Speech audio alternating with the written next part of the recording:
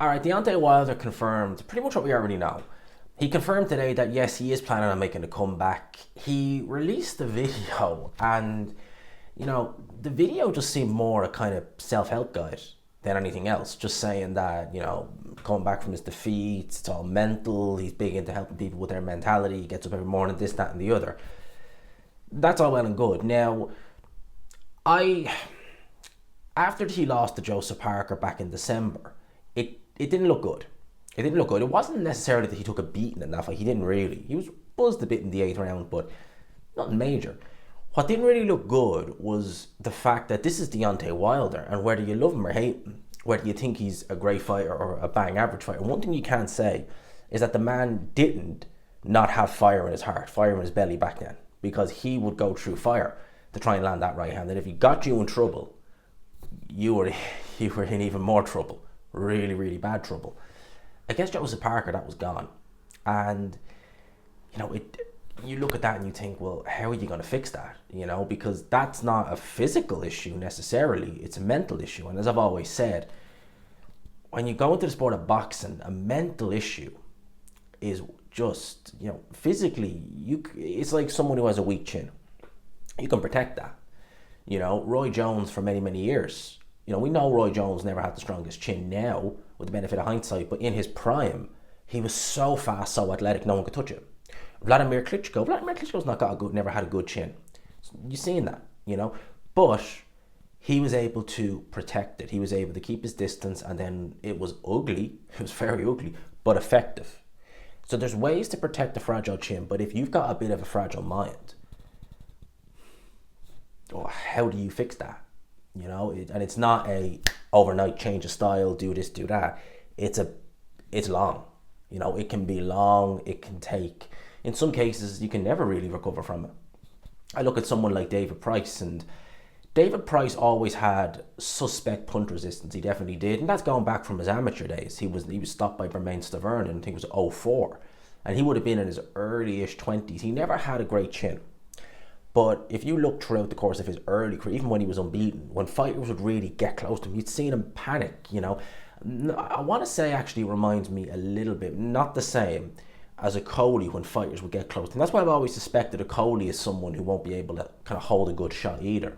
They kind of panic when a fighter is really up close, when they can get by their reach and get in close. You saw that early on in David Price's career. And he was never, in my opinion, he was never built back up properly. They went in with the Tony Thompson immediate rematch, big mistake.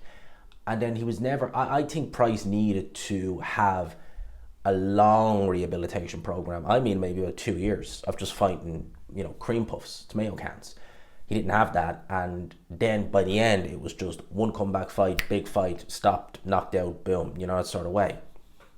It was always more so mental than physical with Price. It was physical as well, but mentally, even in fights that weren't taxing in terms of stamina, you'd see Pricey, when it got tough, he would just capitulate so quickly.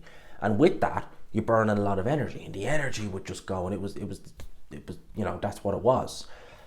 With Wilder, when I seen that Parker fight, I was like, well, he needs, and it's too late now, because he was about 37 thereabouts, maybe 38, probably actually 38, yeah, at the time. And I was like, well, how do you fix that? You're going to need a long rehabilitation. He doesn't have a lot of time left in boxing. He's nearly 40. So I thought, okay, there's no real way to fix that. He said the right things, I know where I went wrong and this, that, and the other. And he was saying that before the Zhang fight was announced. Go straight back in with Zhilei Zhang. Nothing has changed. And he's taken out brutally against Zhilei Zhang. Wilder, with this comeback, he's saying, I don't even want to say he's saying the right things, but maybe it's him trying to psychologically, tell himself, I'm back to my old self, the best is yet to come. The problem, I think, with Deontay Wilder is, certainly from what I've seen under Malik Scott, the regression in Deontay Wilder has been so evident. Now, you could argue, and you wouldn't be wrong, that Wilder was never the greatest. Very true. We really seen it when he stepped up to the likes of Fury and Zhang, that he was just, he was like a fish out of water. Yeah, fair enough. But at least under Mark Breland, he had that something. Malik Scott, you seen it straight away when he came into camp. His jab is on, but what did he say? Like, he had a Larry Holmes type jab or something like that. All these superlatives about Deontay Wilder, you know, saying he was gifted and this, that, and the other. And you knew Malik Scott was just trying to blow, you know, smoke up his ass. And that's not what Deontay Wilder needs, unfortunately. You look in his team, the likes of JD, it's the people who were going to not upset the apple cart. The only one person who ever did that was Mark Breland, and we saw what happened. Wilder just said, see you later, and he dragged his name through the mud. It's really bad. Mark Breland's a great fighter in his day. And I thought, like, as a coach, when you listen to him speak, he did get things. You know, he knew things. And now he's got this Malik Scott. He's had one win under Malik Scott in 4 fights. I mean, he was in the corner for the Fury fight. Yeah, 1 win in 4 fights. What am I saying? 1 win in 4 fights. So that's not good going. That's not saying that this team is working. I think that if Wilder is going to come back and he's going to make a return, he needs to get in there with a trainer. And I don't think, look, I'm not suggesting Wilder needs a new trainer in terms of technical adjustments. It's never going to happen. It's too late now. If it didn't happen when he was in his mid-20s, it sure is something not going to happen now.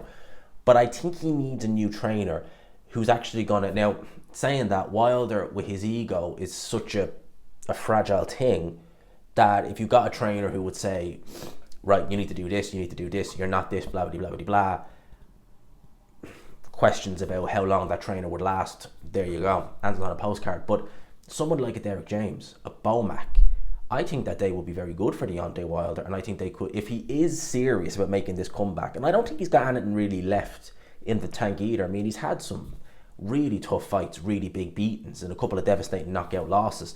39 years old, you got to remember, he's no spring chicken. I don't think there's that much in the tank, but if I'm looking at this and I'm thinking, well, how can you maximize what you have? Because you do have some semblance of something there. You've tremendous punching power. You've very good timing with the right hand when you get a read on someone. There's things you can do, but you're never going to do it if you've Malik Scott there telling you every 2 seconds you're doing perfect when you're clearly not. You know, Deontay Wilder laid out on the canvas. What happened? You won the fight, sort of, not really, but, you know, I'm not going to upset the apple cart. That's not what you need. You don't need a yes man. You don't need a team full of yes men for this comeback. You need someone who's going to read you the riot act, and you need someone who's going to tell you when you're effed up, quote unquote. That, to me, is the only way this comeback will be successful. And to be honest with you, I wouldn't advocate a comeback. I said it before. I think Malik Scott is a fighter who never made that much money in his career, in his pro career. You know, he didn't. And now he's making, we'll say, 10% of what Wilder's making. So if Wilder made 10 mil in his last fight, roughly, what's that, about a mil, thereabouts. So if he's made, I know he hasn't, well, he probably hasn't. I doubt it if he did. But let's say he's made like 30, 40 mil. I doubt it's that much, but I'm sure he's made a decent amount of money in his last couple of fights. That's, you know, a handy couple of mil for Malik Scott. Probably never made what he probably got for the Wilder Zhang fight. What he probably got as pay in that fight is probably more than his boxing purses combined. So for him, he's just looking and thinking, like the rest of Team Wilder, listen, when you go, I've got no one else. JD's has no one else, so let's just keep milking this until the milk won't come out anymore. That's what it seems. And again, if Wilder wants to be serious about this comeback, he doesn't need yes men. He needs someone who's going to tell him what it is and try and improve on things. I don't think he has the time. I don't think he has the ability to, you know, go and challenge the top heavyweights. No. But could he go and fight Anthony Joshua and win? Could he fight a Dylan White and Andy Ruiz, those types, and win? Could he maybe, I'm just trying to think, I'm not going to mention Ngannou, but could he maybe potentially take on a top 10 and maybe pull something out of the bag? Maybe a rematch with Parker? Possibly. You know, possibly, but yeah, I think with his current team, it ain't going to happen. So let me know your thoughts in the comments below. I hope you enjoyed it, people. Smash the like button if you could. Subscribe, of course, if you haven't already. Peace.